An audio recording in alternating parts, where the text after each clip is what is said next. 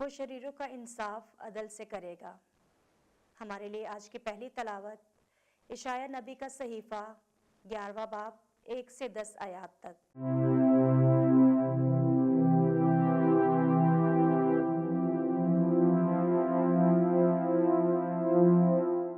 रब्बुल अफ़वाज फरमाता है कि यस्सी के तना से एक कोम्पल निकलेगी और उसकी जड़ से एक नौनिहाल उगेगा और उस पर खुदावंद की रूह करार पाएगी, यानी हिकमत और फहम की रूह, मशवरत और कुव्वत की रूह, मार्फत और खुदावंद के खौफ की रूह। और खुदावंद के खौफ में उसकी खुशनुदी होगी।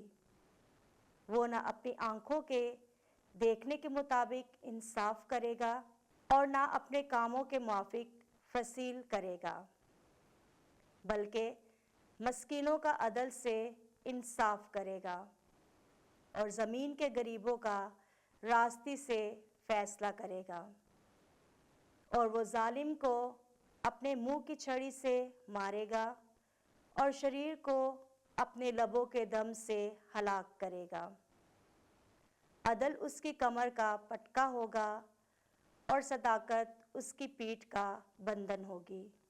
भेड़िया बर्रे के साथ रहेगा और चीता हलवान के साथ बैठेगा और बछड़ा और शेर बच्चा इकट्ठे बसेंगे और एक छोटा बच्चा उनकी हदायत करेगा।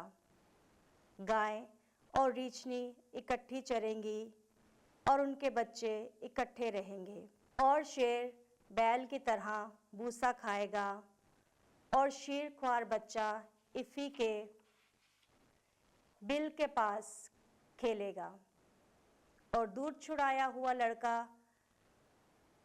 अजगर के सुराख में अपना हाथ डालेगा।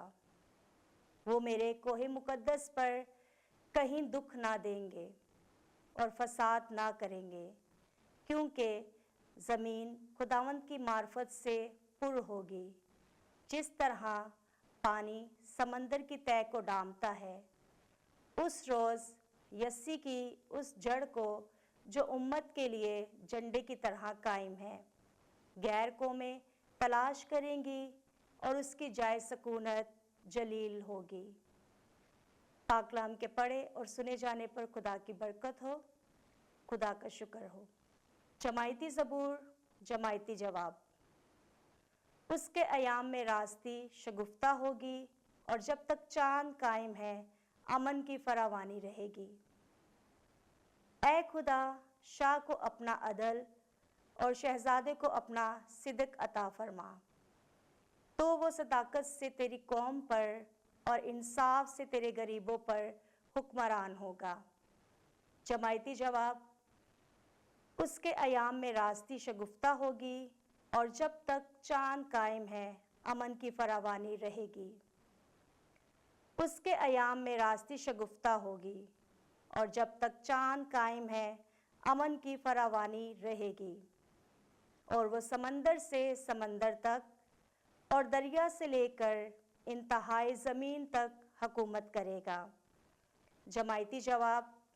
उसके अयाम में रास्ती शगुफ्ता होगी और जब तक चांद कायम है अमन की फरावानी रहेगी, क्योंकि वो मोहताज को जब वो फरियाद करे और गरीब को जिसका कोई मददगार ना हो छुड़ाएगा।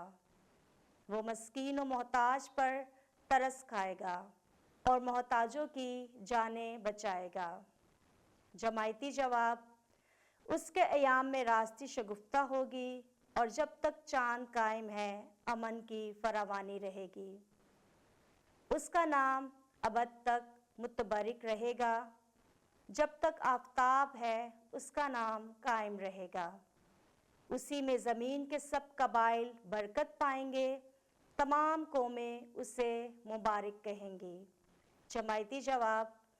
उसके अयाम में रास्ती शगुफ्ता होगी और जब तक चांद कायम है अमन की फरावानी रहेगी। मसीह सब आदमियों का निजात दहिंदा है। हमारे लिए आज की दूसरी तलावत मुकद्दस पौलुस रसूल का खत रोमियो के नाम 15वां बाब 4 से 9 आयात तक। ऐ भाइयों, जो कुछ पहले लिखा गया वो हमारी तालीम के लिए लिखा गया, ताकि हम सब्र से और नविश्तों की तसल्ली से उम्मीद रखें।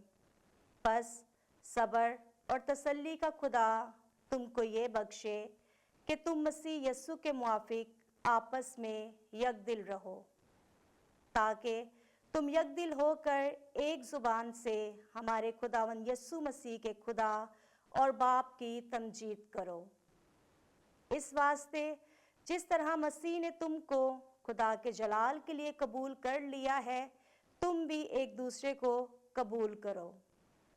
मैं कहता हूँ कि मसीह खुदा की सदाकत दिखाने के लिए अहले खतान का खादिम हुआ, ताकि उन वऊद को पूरा करे जो बाप दादा से किए गए थे, और कि गैर कौमें भी रहम के सबब से खुदा की सताइश करें। चुनाचे लिखा है कि इसलिए मैं कौमों में तेरी तमजीद करूँगा, मैं तेरे नाम की मदाख्वानी करूँगा। पाकलाम के पढ़े और सुने जाने पर खुदा की बरकत हो। खुदावंद का शुक्र हो।